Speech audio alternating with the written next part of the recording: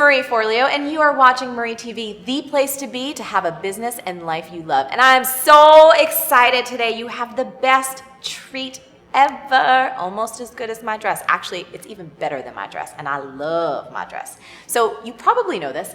One of my dearest, closest friends in the world happens to be a global brand in and of herself. And she's a New York Times bestselling author. She's changed millions of lives around the world and continues to, and she is just at the tip of her career, in my opinion. It's no other than the amazing Kris Carr. Kriss. Hi, Andy. Hi. I love having you here. This is just like I could talk to you forever and ever, and we're going to obviously share some really good stuff. But what I want to talk to you about today, I've heard you speak. You're one of my closest friends. We have our mate meetings on Skype. When I'm wearing my glasses, I roll out of bed. And, when you're on stage and when you're in the public eye, 99.9, if not 100% of the time, you're talking about, obviously, green juice, healthy living, what it takes to really have an amazing life from the inside out, but focused in the health and wellness area. And what I find fascinating about you is you're quite a savvy businesswoman. So what I'd love to talk about on Marie TV today, if it's cool, if we can dive back in time and talk a little bit about how Kris Carr got to be Kris Carr and how you built this thing. Because I know from the outside, people say, oh, she's so beautiful, and oh, she's got this big brand, and it seems like it's happened so easily. But one thing I know about you is that this has been probably over a decade in the making, right? Absolutely. And I'm sure people look at you now and think that while you're very, very good at revealing your own struggles, your own challenges, places in your life that you're bumping up against and being gracious enough and vulnerable enough to let us all see what you're going through. I think sometimes people don't know really the business side of it, right? Because you'll reveal certain kind of challenges, but it's just, if business isn't your topic to talk about, there's no real reason to talk about it. Well, we're going to talk about it today. We're going to talk about it. Let's talk about it today. And then one of the other things that I love and just admire about you is your unique voice. So before we wrap up today, let's put a little mental pin in for us that I want to talk about why it's so important to have your own voice. Because, I see a lot of people that love you and admire you, and whether they're aware of it or not,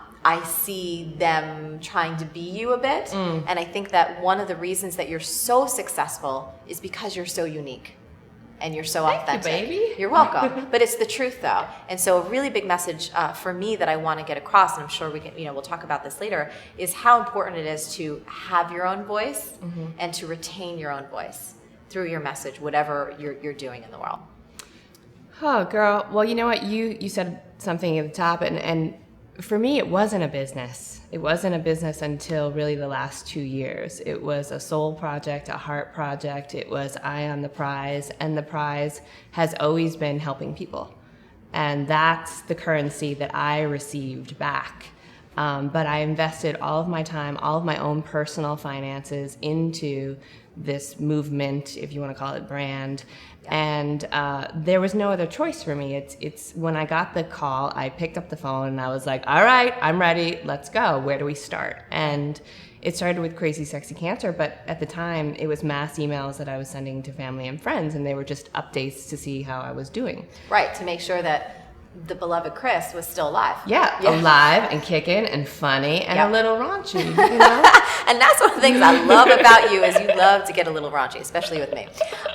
So basically, and I love hearing this, is it wasn't started as a business. It was started as a movement. It was started as a labor of love and a labor of your soul. Absolutely. And really to be of service. And I think what you said is really interesting, and I want to make sure that people really get it.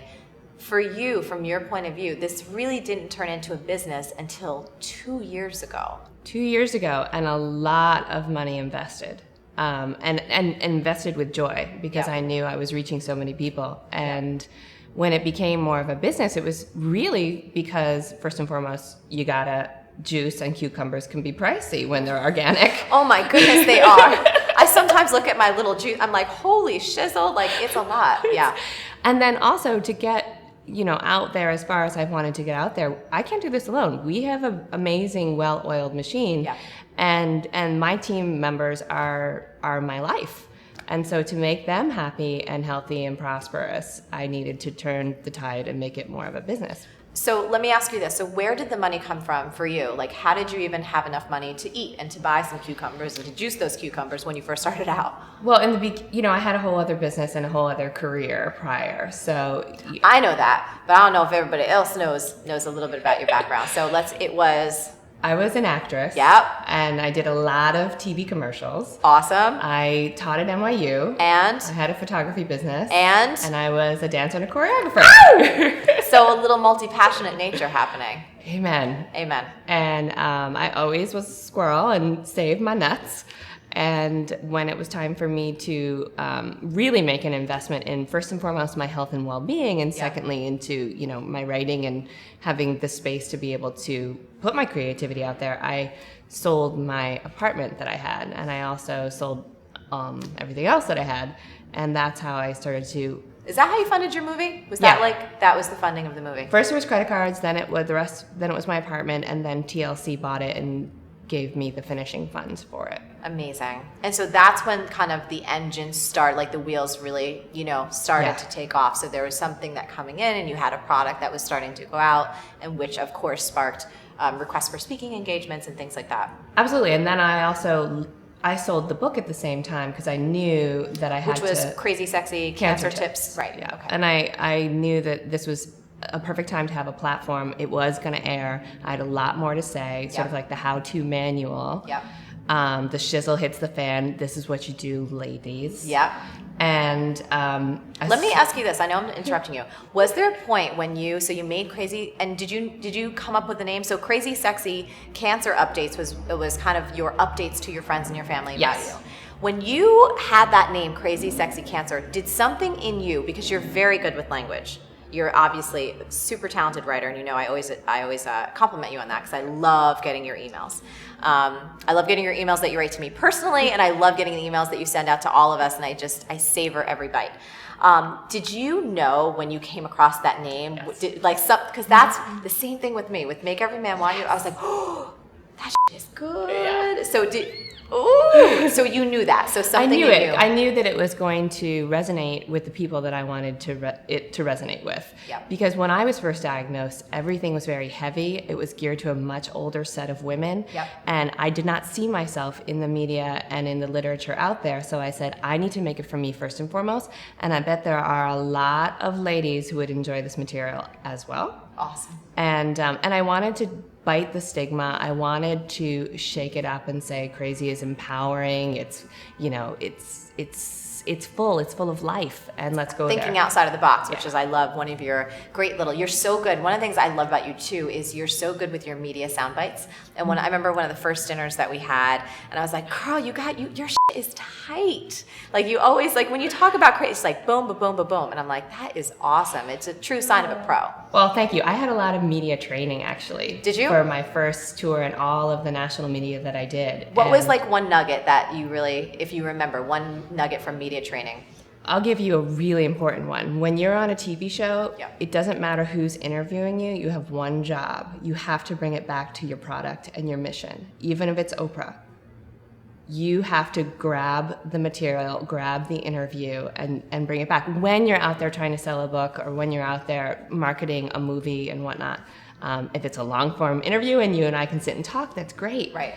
But I think oftentimes you can get off track because the interviewer might be like, oh, you know what? I want to talk about flowers now. And right. I'm like, that's so funny. I talk about flowers on page 33 of my book. I love it. So it's about always staying on message. Staying on message. And you notice that too with politicians. I love watching, politics and the presidential debates and stuff. And I just love kind of watching what happens when they're asked a question and they're like, blah, blah, blah, blah, blah, and they bring it right back to whatever the hell they want to say. It's your time. Yeah. And you have to own it.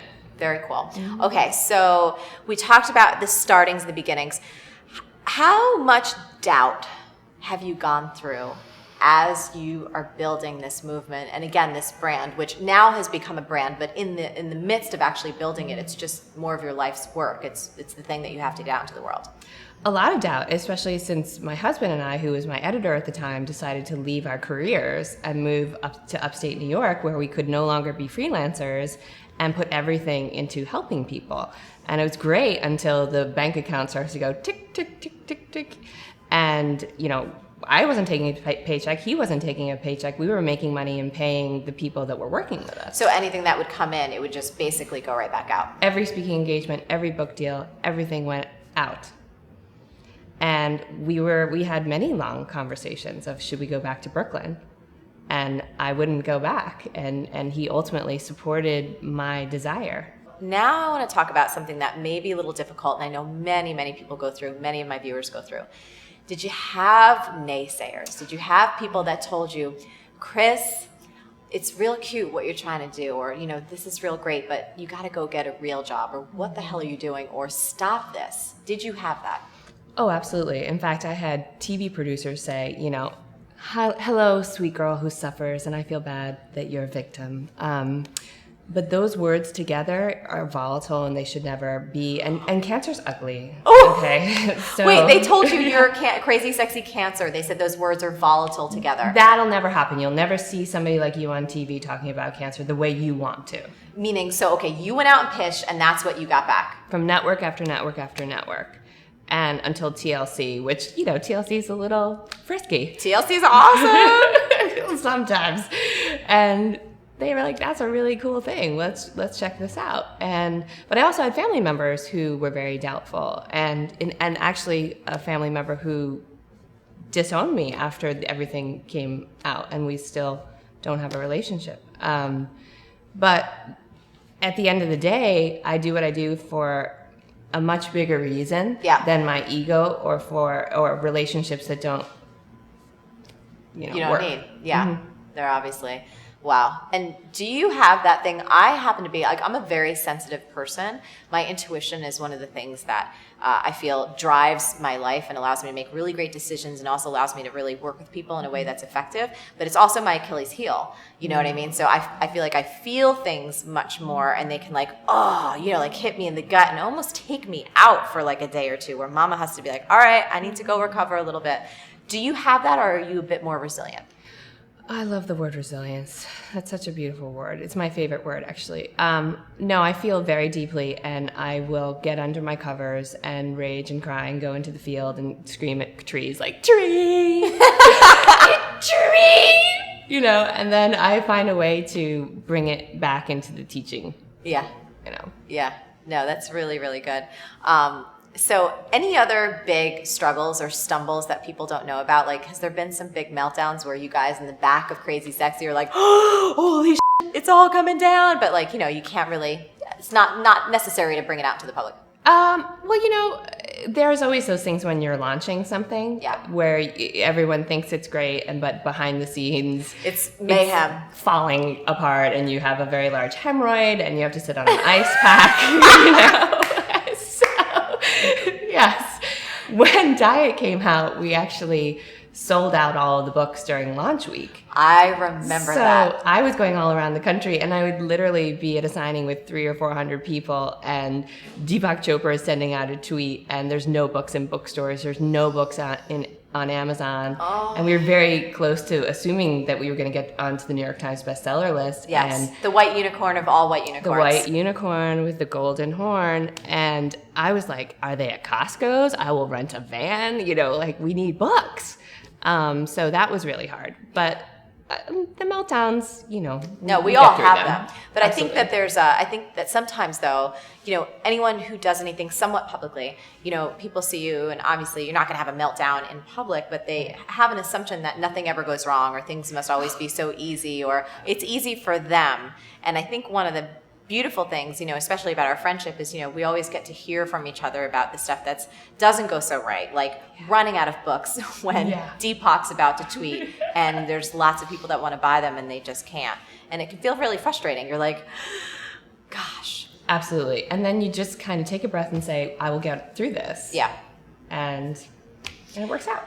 Let's talk about voice. Because Okay. I know that's something that you're really passionate about, something that we talk a lot about, and authenticity in your voice. Has it been a journey for you to find your own voice? Or do you find, even when you sent out those early Crazy Sexy Cancer updates, I know you're probably one of the funniest people I know. Has your voice been refined over time? Did you ever find yourself reading anyone else and morphing into their voice, or even having the temptation to go there? That's naughty. that's naughty time. You got to go sit in the corner when you do that. Yeah. I actually don't subscribe to very many newsletters. Yeah. I only subscribe to the people who actually teach me something, feed me something. When I look to other people is when I completely lose myself. Yeah. And I think, to your point, the evolution was not about me finding my voice. It was about me giving myself permission to use my voice. Love that. Oh, Kris Carr, that was so good. Oh, that was so good. I don't know if we can make it a tweetable or do something about it. We're gonna put that below. I wanna make love to that statement.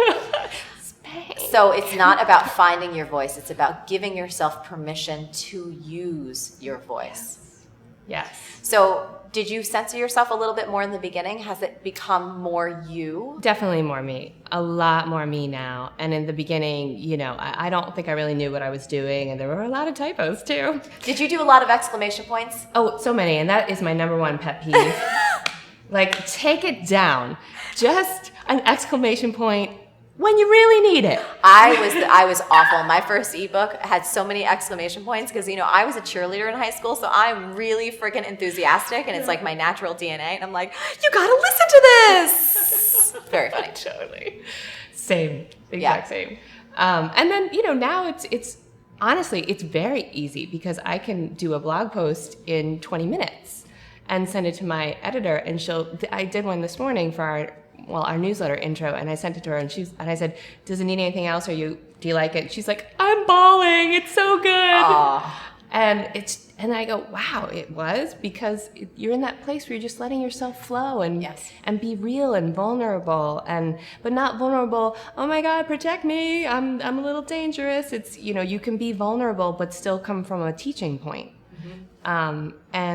And I think nobody can ever be me. Yep. I'm really good at that. I've got that shit nailed down. But you out there, you are so much better as yourself. Yeah. And I think that's when you start to really build a following, as opposed to, I have copy editors who work for me who say, it frustrates me that clients come in and they say, just make me sound like Kris Carr. I know you work with her. And that's it's so bad for their businesses. Yes.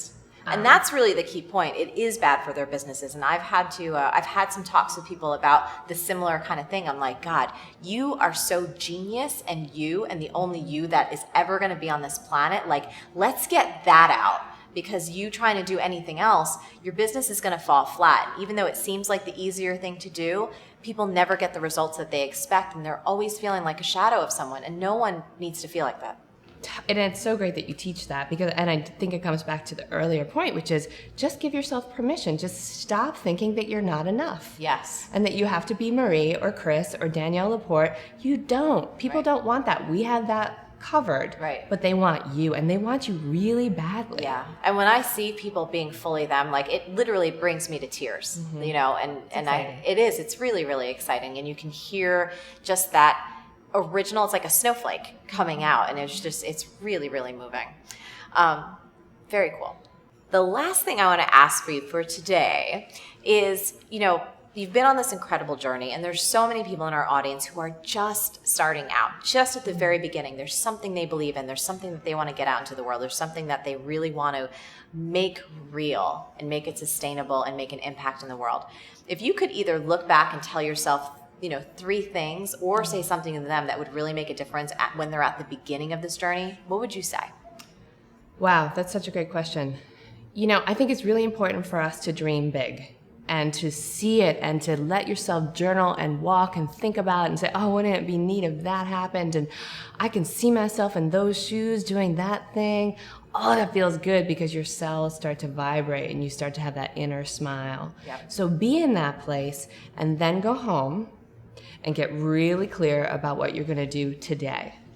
Like those little actionable steps, and not saying I have to be everything to every person, right? Like, what is the thing that I do, and just get really focused about doing that, as opposed to being like way up in the clouds. And I think you and I were talking about, wanting to have a brand that's for men and women and ponies and everybody. Unicorns. Yeah. It's like, no, I work with women, and I work with women from this age to that age. The teenagers, they don't want to be with me. Yeah. Over a certain age, they're like, good sweetheart. Yeah. You know what I mean? Like, I have my demographic and this is how we jam. Yeah. And so get really clear about what you want. And then I don't know about you, and you teach me this all the time because you keep me on the no train. I can't metabolize more than 3 things a day. That's it. 3 things. Yeah. Yeah, no, that's great. So have that big vision, get clear on exactly what your thing is, and then take some small steps, but not too many where you're overwhelming them. Yeah, I love it. And I think it's also about really having faith and keeping the faith and doing what you need to do and to stay on your hustle as things grow, because people really, really, really overestimate, like they think they can build something huge in like a hot minute. And for most of the successful people I know, there was like such a long period of hustling and nobody knowing what they're doing, and they're just doing the good work day in and day out before something pops. I think it's a really important lesson. I just adore you. Thank you so much. So I can't imagine that anyone in the Marie TV audience doesn't know who you are, but if they want some more Kris Carr, what's the best place that they should go to? CrazySexyLife.com. Yeah. And definitely sign up for Kriss's newsletter, because it's awesome if you're not on it. It is just such juicy soul vitamins. And you guys publish about once a week, right? Yes, once a week. It's beautiful. Really, really beautiful. So I'm going to challenge you, and I'm also going to challenge myself to get my hair out of my lip gloss, which you know happens with us girls. We get hair in our lip gloss. So on Marie TV, we always like you to take action, because insight without action is worthless. And you know that because you're a loyal watcher. So here's what I want you to do. In the comments below, and by the way, when I say below, I mean at marieforleo.com, because that's where all the action happens after the episode. Tell me the one specific insight, I'm sure there's more than one, but one specific insight that you got out of this interview today, and how it's going to impact you moving ahead in your business and your life. I want to hear as much specificity as possible. The reason I ask for that is it helps us all gain from your genius and put that action into play. Thank you so much for watching. If you like this video, like it and subscribe to the channel. And of course, share it with all of your friends. And that's what we got for you today on Marie TV. Stay on your game, keep going for your dreams, and I'll catch you next time. Thanks, everybody. Hey, RHH Live is coming up. Are you coming? Go to rhhlive.com for details. Kriss, can you just clap?